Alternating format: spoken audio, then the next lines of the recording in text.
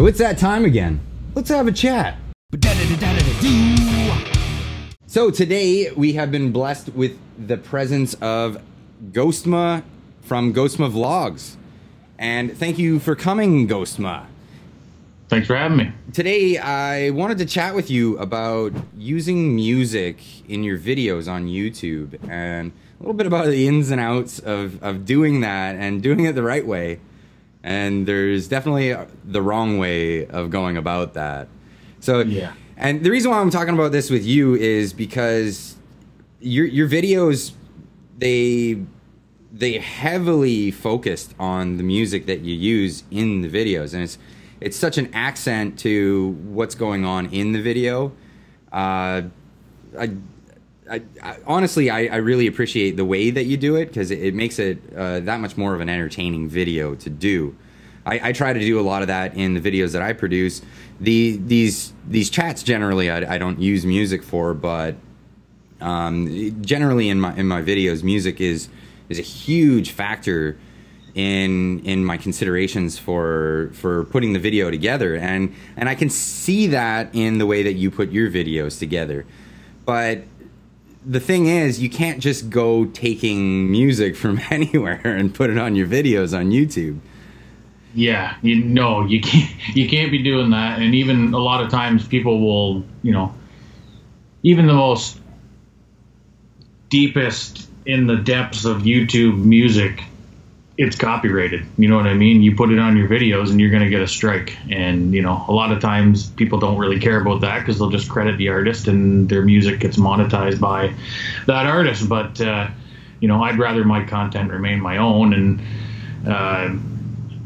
so I had no idea where to get no copyright music from royalty free. So, I've had other YouTubers who have helped me along the way with that. And there are many YouTube channels who actually focus their channel around providing other YouTubers with no copyright music by going to various artists and requesting permission to use certain songs. No, that's news to me, because I didn't even know that existed. Like we're all in this game and we're trying to get the music that we can use for our videos, and everybody has different windows or venues that they pursue for that. I know when I got started, I used a lot of music from there's a few websites, Purple Planet, Incompetech, and like even YouTube will they have a service where they'll show you what music is allowed, and they'll highlight what you have to do in exchange, like put this in the credits or stuff like that.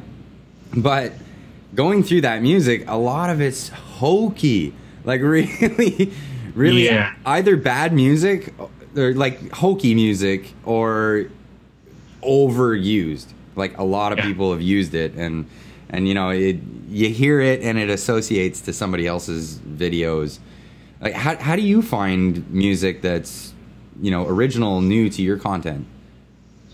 Well, when I first started looking for music, I did what everybody else does. I went into the YouTube library and I started looking around and listening, and like you say, a lot of it is kind of cheesy, and a lot of it's kind of used a lot by other people. You start clicking on different songs in the playlist and you're like, hey, I've heard that on this guy's channel. Hey, I've heard this on that guy's channel. You're like, well, I can't use that because he's used it.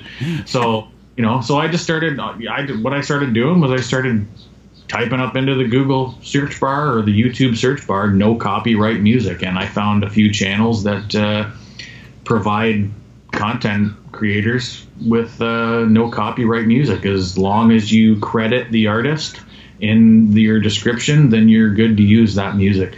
But again, a lot of that stuff gets overused because there's only so many people who allow that.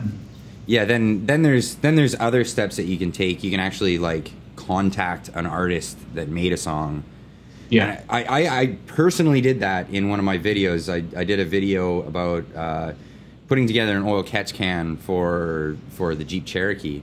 And in that video, I had like a musical montage, and it was all based around Pabst Blue Ribbon, and the song is the PBR song. And it was written by a group in Australia like a country singing group, like a kind of an old-fashioned country group. And so I actually contacted them, and they gave me permission to use that music, which made it legit. You can't just go take a song that you like. But then there's the other option, and that's paywalls. So there are services that provide music for you, and excuse me, you can pay for a subscription to them to buy the license to use that music, or some multi-channel networks, if you're signed with that network, they'll provide you with licensing for music. Yeah, exactly. Which is, you know, I've been using the same tools as far as music goes. The same couple channels on YouTube who provide music. I've been using them for a while, and I go through the libraries and I can rarely find anything that, you know, it's getting slimmer and slimmer, and the pickings are getting slimmer and slimmer, and it's like, you know, I really don't want to use this. You know, that's basically down to is that, and I'm like, I can't anymore. So that, exactly like you say, you know, something that is going to work, I'm hoping is going to work well for me is you know, being a part of a network that provides a vast library of no copyright, royalty free music for the taking. Now, if you like, I want to say that you can sign with these networks that will provide you with a service, but generally those services are outside of the network. So if you want to have that service and not join the network, you can do that as well, but you'll have to pay for it. So yeah, Absolutely. I wanted to, you know, give that option out there for people. Some people want to join multi-channel networks, and some people are opposed to it. So that's definitely like your individual thing for each person out there as a creator. Absolutely. Sometimes it works for some people, sometimes it doesn't. You have to weigh your options and the benefits versus the you know, not benefits. I don't even know the word. The downs, the downsides. Yeah. Yeah. So it's it's pros and cons. If the benefits outweigh the downfalls, then you know what I mean. It's, you know, especially for us small channels, it you know, for me, the benefits outweigh the downfalls. So right. But yeah, getting back to music, so selecting music for your videos, that's a huge thing, and yeah, there's no objective answer for this. It's a very subjective thing. Like, what music do you select for what thing? Generally, I have the music that I like myself, but then there's the, can I select music that'll fit well with what's actually happening in the video?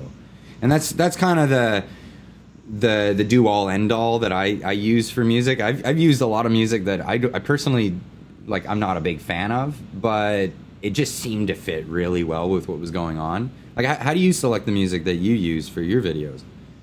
it's almost the same way, to be honest with you. You know, like a lot of my videos, you'll notice there's a lot of, I guess you'd call it dubstep, or, you know, a lot of bass tracks and things like that. But it fits with the video and it fits with what's going on at the time. But, you know, you generally won't see me driving down the road in my Suburban, you know, bobbing to some friggin' dubstep, right? and I was joking with you, like, not in this chat, but I was joking with you before privately, like the Casey Neistat thing, because I found like almost similarities between the way you do things to the way Casey Neistat does, like music wise and transition slides, and then to find out that you didn't even know who the guy was. Yeah. And a lot of people, they probably wouldn't believe that, but I swear to God, I had no freaking clue who the guy was. And, you know, I was actually taking a lot of the way I create my videos, not completely the way I create them, but a lot of the influence that I've had has been from smaller YouTubers. So, you know what I mean? It's, you know, I can't take complete credit for all of it. Well, at the same time, I mean, you know, there's the old saying that imitation is the sincerest form of flattery.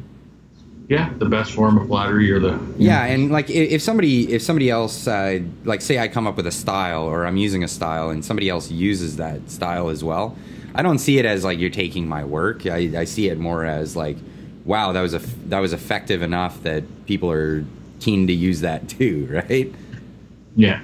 No, and it's mine is more of a everyday blue collar, lifestyle versus hitting the streets of Manhattan or whatever the hell this guy does. I have no idea, but you know what I mean? I'm sitting at a fire, or I'm having a barbecue on my scrapyard fine barbecue, or you know what I mean? So hitting the trails on my four-wheeler or whatever, it's I'm the blue collar regular everyday guy, and I just happen to like the way that that editing style is, and it seems to be something that other people enjoy too. So yeah, well, that goes to say like why he's so successful on this platform. He is the top vlogger on this platform.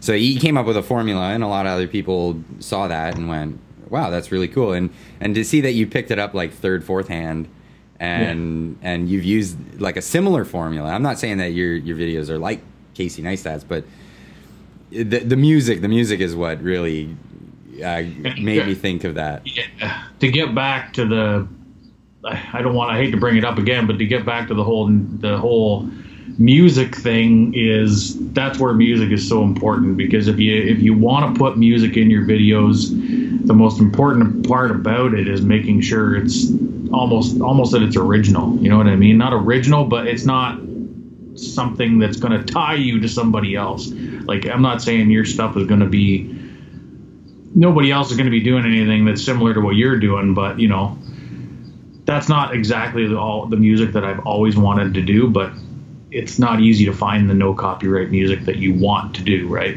Well, that's it. And there's like there's this divide, right, between what's available that I can use and what is it that I want to use. Yeah. Right. So I mean, you may have like a favorite artist of yourself, and your favorite artist, you really want to use that because it would fit so perfectly, but it's hands off, right? Yeah, your hands are tied, you can't touch it. Yeah, so you try to find stuff that's similar and put it in there. And half the time when I'm editing, I'll take a section of video and I'll go through my entire library. Go, what fits? Yeah. Again, that's why this whole, for some people a network works for them, because those tools are provided to you. And well, yeah, it's definitely been a leg up for me.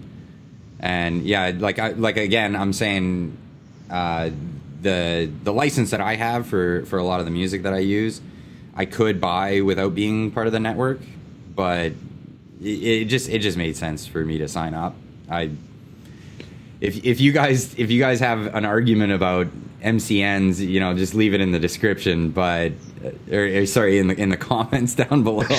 But yeah, no, I'm a fan of MCNs, but getting back to the music thing, I think music in video definitely adds like a whole other dimension to what's going on in the video. And like Ghostma, what you're doing on your channel, I really appreciate how you put your videos together. It's really interesting in a creative sort of way. And being part of this community, the great thing is we get to feed off each other and see how each other are creating videos and what selections that you make and everybody's making in all these different formats and formulas. And yeah, I definitely want to say I want to give you a big props and a big kudos for how you've been putting your videos together. Well, thanks. I appreciate that. The music part is, it helps to. I'm one of the guys. I hate the word engagement, but it really does help to keep the audience engaged. And it's one of those. It's a great transition tool. So, and it makes it more enjoyable. Not only I enjoy it. I enjoy searching out the music and throwing it in the videos and making it work and cutting it where it needs to be cut. It's fun. It's a blast. So you guys at home, if you're watching, if you take anything from this conversation, it's probably us just being more pro. Yeah, use more music in your videos and get your hands on what you can get a hold of. There are so many different avenues you can approach this from. But yeah, again, if you have any questions on maybe where to get some stuff, there is the comment section, and we'll probably both be in there answering some of these questions. So Ghostma, thank you so much for joining today and talking about this, because this is the background that people don't see about video creating that actually raises the most amount of questions. Make sure the music in the background is low. Yeah, there is the overpowering music. Yeah, that is a bit annoying. And watch out for ear rape, because some people wear headphones. Yeah, there you go. Anyway, I'm going to close this one off. Thanks for joining me, Ghostma. And we'll see you guys in the next one. If you guys like what you're seeing, hit that subscribe button. If you're feeling generous, hit that like button. And if you want to be part of the conversation, leave a comment down below. Otherwise, I'll see you in the next one.